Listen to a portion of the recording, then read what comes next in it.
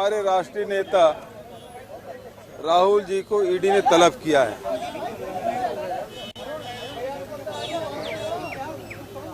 Bharatiya Janata party की सरकार जब से बनी है, पिछले 8 साल से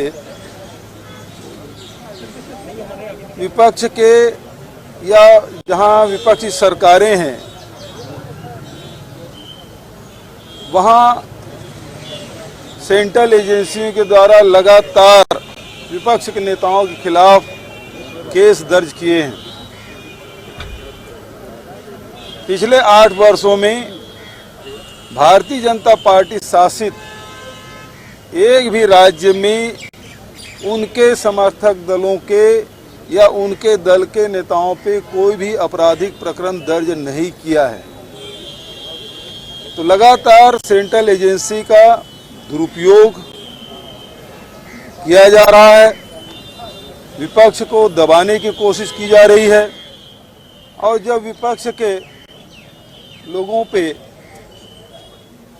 छापा पड़ता बताया जाता बहुत बड़ा प्रकरण है, और वही नेता जब भारतीय जनता पार्टी में शामिल हो जाते हैं तब वो मामला रफा दफा हो जाता है। चाहे वो महाराष्ट्र की बात हो, चाहे आसाम की बात हो, चाहे पश्चिम बंगाल की बात हो। लेकिन अब लगातार केरल से लेकर कश्मीर तक सारे विपक्षी नेताओं पे ये शिकंजा कसने की कोशिश कर रहे हैं। लेकिन इस देश में प्रजातंत्र है, लोकतंत्र है, और लोकतंत्र में इस प्रकार से नेताओं पे आपराधिक प्रकरण दर्ज करके उसे दबाया नहीं जा सकता, उसे कुचला नहीं जा सकता। और आज जिस प्रकार से नेशनल हेराल्ड के मामले में हमारी पार्टी के नेता को तलब किया गया है और इसके खिलाफ में हजारों कार्यकर्ता पूरे देश भर में धरना प्रदर्शन किए हैं। दिल्ली में यहाँ 24 अकबर रोड जो हमारे कांग्रेस का दफ्तर है, वहाँ न नेताओं को बाहर निकलने दिया जा रहा था, न कार्यकर्ताओं को अंदर आने दिया जा रहा था। लोकतंत्र का गला घोटा जा रहा है और इसका हम विरोध करते हैं।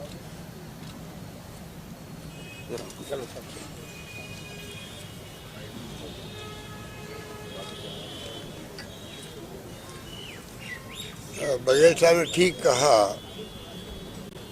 जैसे हेराल्ड अखबार 1937 के अंदर जिसकी स्थापना हुई और तब से ही कांग्रेस पार्टी इसको इमदाद करते आई है। आप मीडिया के तमाम साथियों को मालूम है कि आज भी प्रिंट मीडिया जहाँ जहाँ छप रहा है उसकी क्या स्थिति है। अधिकांश जगहों पर अगर ईमानदारी की बात करें तो घाटे में चलते हैं।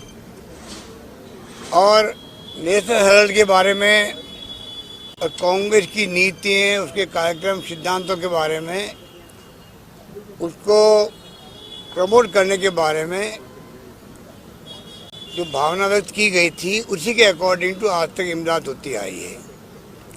आज़ादी के बाद में धीरे धीरे वो अखबार बहुत कमज़ोर हो गया,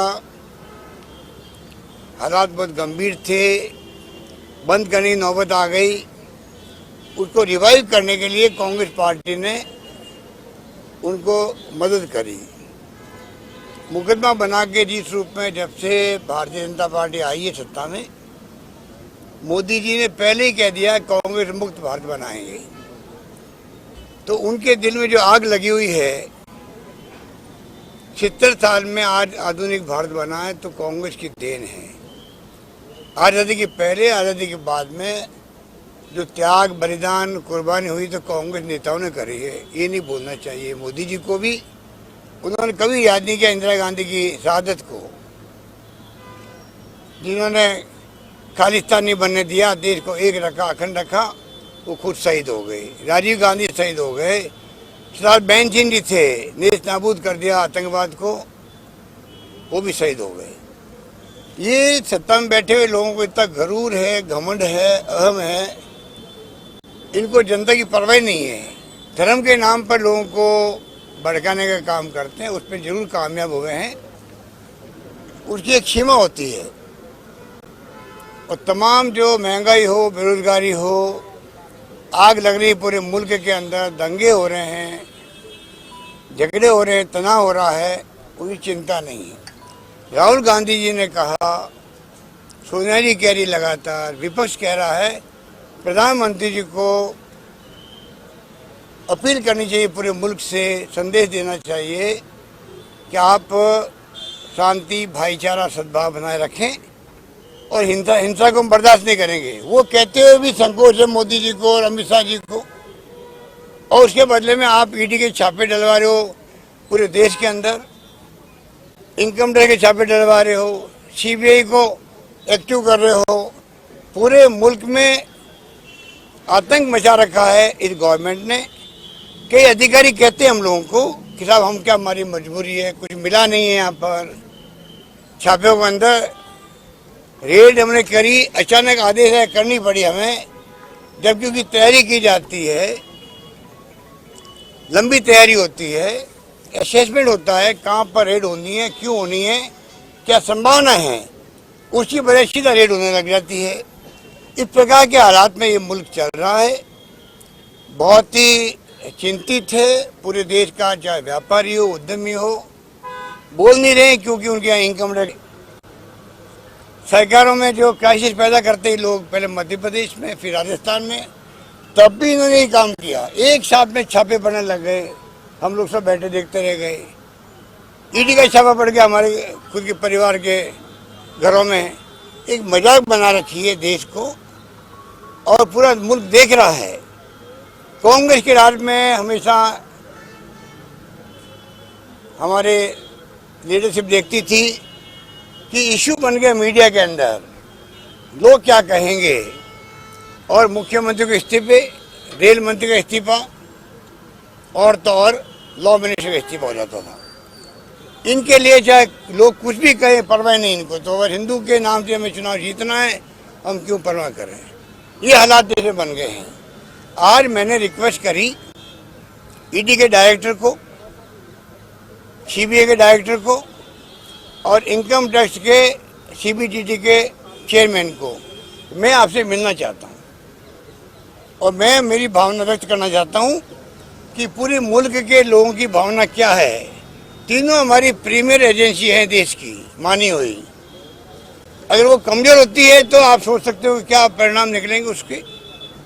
तो मैंने रिक्वेस्ट की कि मुझे आप मिलने का वक्त दें, मैं खुद मिलने आऊँगा और मैं क्या फील करता हूँ एक नागरिक के नाते भी और एक राजस्थान के मुख्यमंत्री के नाते भी, मैं बताऊँगा आपको कि देश और प्रदेश के लोग क्या सोचते हैं आपके बारे में, कितनी आपकी क्रेडिबिलिटी समाप्त होती जा रही है, आप लोगों की अंतरात्मा क्या कहती है, उस पर आप गौर करें।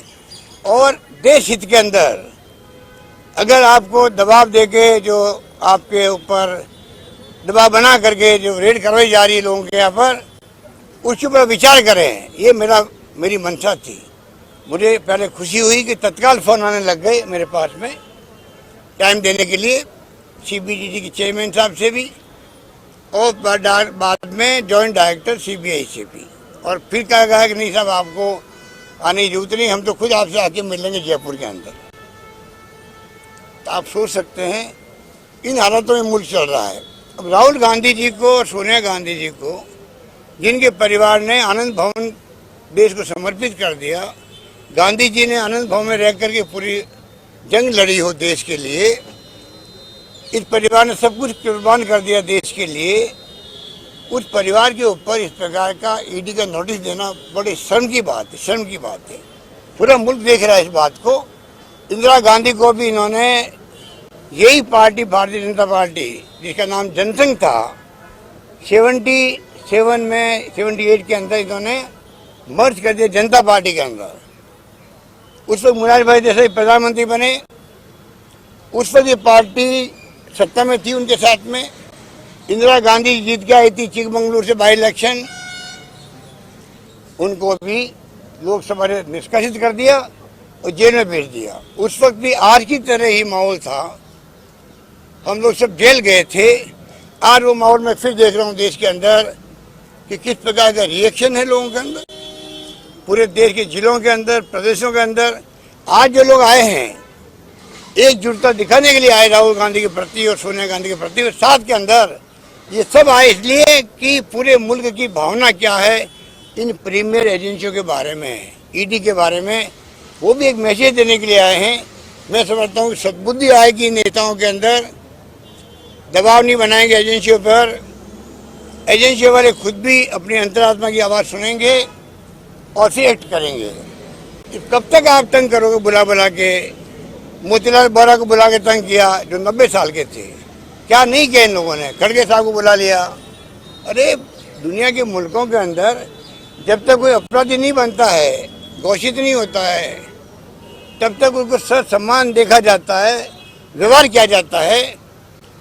पुलिस या ईडी वाले खुद जाके बयान ले सकते हैं उनके घर पे, बुलाने क्या जरूरत है इस प्रकार की? खड़गे साहब को बुलाया गया, मोतीलाल बोरा जी को तंग किया गया। क्या तरीका हो रहा है देश के अंदर? हालात बड़े गंभीर है। मैं इस मौके पर देश की युवा पीढ़ी से कहना चाहूँगा, आप लोग समझ रहिए, आने वाला भविष्य आपका है देश के अंदर। लोकतंत्र खतरे के अंदर है, संविधान की धज्जियाँ उड़ रही है, कानून का राज समाप्त हो रहा है, बुलडोजर चल रहे हैं। लोग खुश हो सकते हैं सीमित समय के लिए, पर बुलडोजर कभी आपके घर भी चल सकता है। ये कानून का राज कहाँ रहेगा इस प्रकार की हरकतें करेंगे तो? हालात पूरे मुल्क में बहुत गंभीर है। मीडिया की बहुत बड़ी जिम्मेवारी है। मीडिया खुद भी दबाव के अंदर है, मीडिया के मालिक दबाव के अंदर है, मजबूरी के अंदर। कब सीबीआई जाए, कब ईडी वाले पहुंच जाए हमारे यहाँ पर, कब छापा पड़ जाए इनकम टैक्स का, पूरा मीडिया दबाव में है।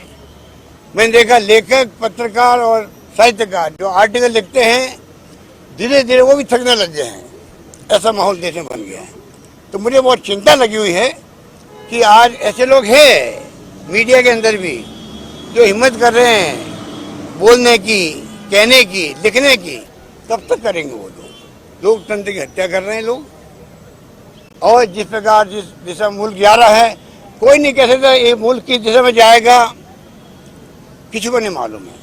ये हालात तो हम चल रहे हैं, इसलिए हम आपके बीच में आए हैं कि आज राहुल गांधी जी को आप बताइए, सुबह से बैठा रखा उनको, क्या तुक है उनका?